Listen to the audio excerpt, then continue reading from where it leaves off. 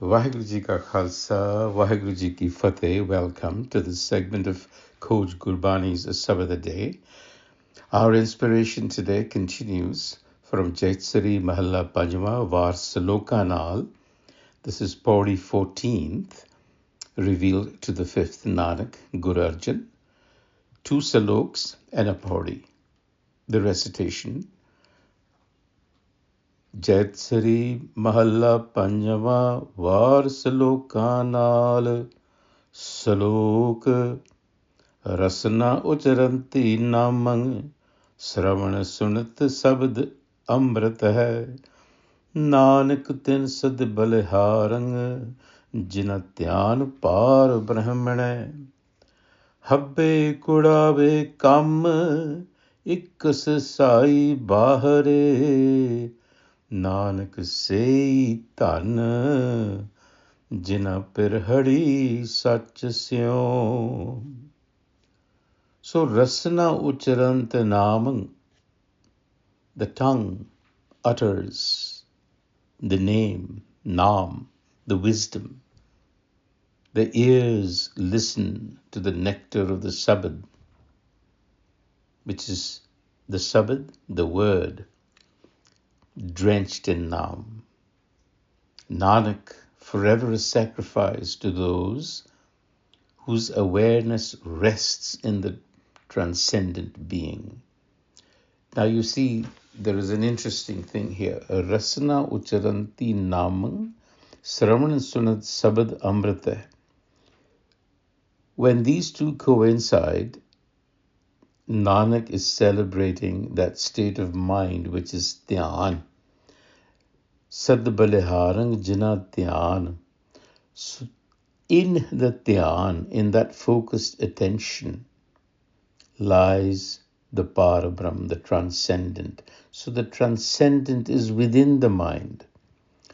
Habbe kudave kam ikkas sai bahare. Nanak sei dhan jina pirhadi sach syo. Pirhadi sach syo. Bond, love with the truth, reality. So all pursuits apart from the one master are false occupations. So the words used here, Rasna, Uchrant. Rasna is the tongue. It's the organ of speech and taste. In Gurmat, it's used as the instrument of devotion, the physical sight where the abstract Nam becomes audible and shareable. And Sabad Amrita, word nectar, the Sabad drenched in Nam. It's not simply a linguistic statement, but when we do Ucharan and Sravan, we have to remember that the Sabad is not just any other word. It's not a linguistic statement. It's a transformative frequency that the ear absorbs as nourishment. And so it is to that frequency that the Guru is saying, I am a sacrifice. I revere that frequency.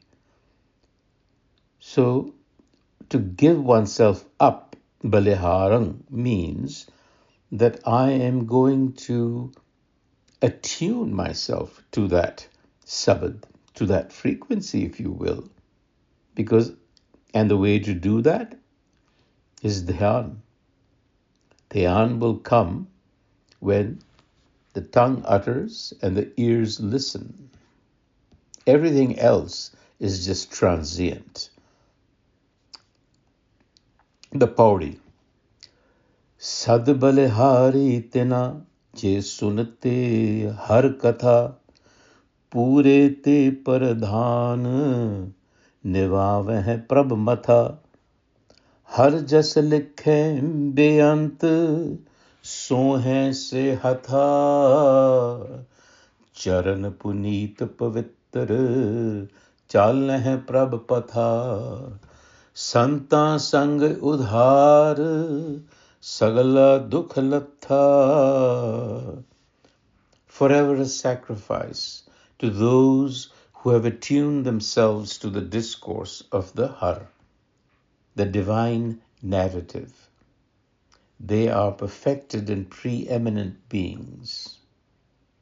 Their hands are beautiful because they act in limitless praise of the Har. Their feet are sacred and purified because they walk the path of the Prabh self. And who are they? Santa Sangha. They are the Santan, the awakened ones. So liberation is attained by walking with the Santan. So Har Katha, the story, the discourse, not just narrative, but living transmission. We have to use metaphors from daily life, but the implication is intuitive. Pradhan, chief, preeminent. Nive Matha, Likhe Beant, Charan Puneet, all of these is sanctifying the senses. So we notice here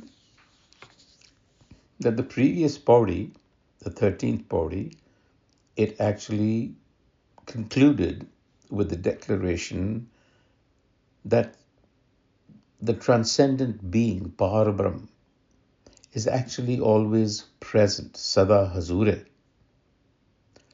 It established that the Prabh, the Har, is never absent.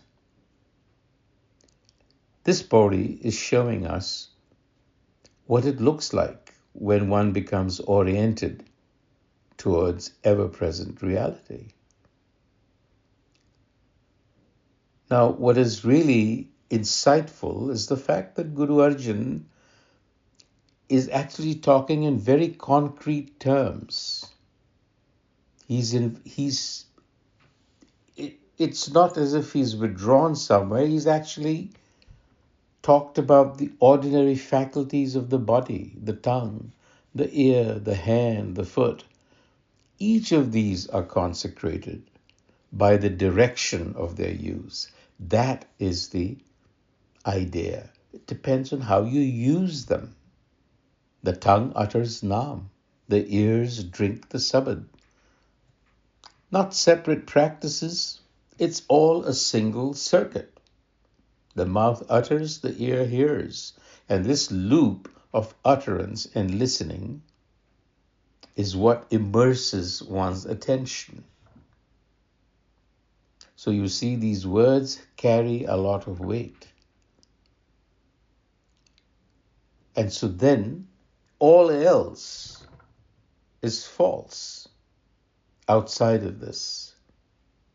It's just false. It's not less, but false, meaning the entire structure of the ego, worldly ambition, achievements, accumulations, whatever, exists outside the awareness of the one, is built on a counterfeit foundation. And that counterfeit foundation is the ego. The right foundation, the Guru is telling us, for worldly ambition, for all of the achievement that we chase, the right foundation is a love bond with the truth. Pirahari, very tender, a very tender, diminutive word. And it is drawn from the vocabulary of intimacy. It has the same root as pir, beloved. There is love here. So this is what redeems our lives. You can do whatever, but you have to be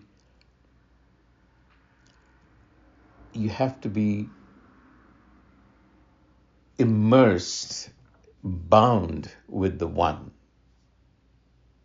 And then the pauri shows us how the senses become consecrated, limb by limb. Right? The tongue, and then the ears listening to that discourse, The forehead that bows, meaning surrender, giving up.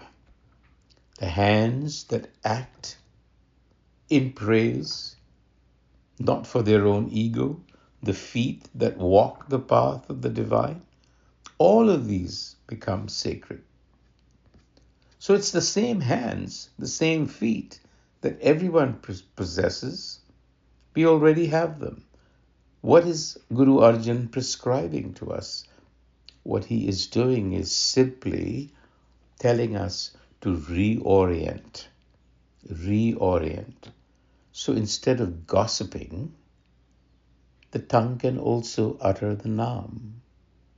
The ears, instead of absorbing noise, can also absorb sabad. The hands that grasp can also inscribe praise. The feet that wander can also walk the path. The instrument is the same. The consecration is in the direction. This is the path of Gurmat. There is no sacred geography, no sacred body, no sacred caste. There is only a sacred orientation of the mind. So what makes the feet purified to the mind is not where you were born or what caste you were born into, but the path that you walk. So the pauri is, as a matter of fact, you will notice, a dismantling of the Brahmanical structure of ritual purity. It is saying that in Gurmat, purity is a function of practice, of orientation, not of birth. And Santah Sang Udhar, it returns again to this persistent emphasis on companionship with awakened beings. Reality is to a large degree relational. It happens in the company of the awakened. Vaheguru Ji Ka Khalsa, Vaheguru Ji Ki Fateh.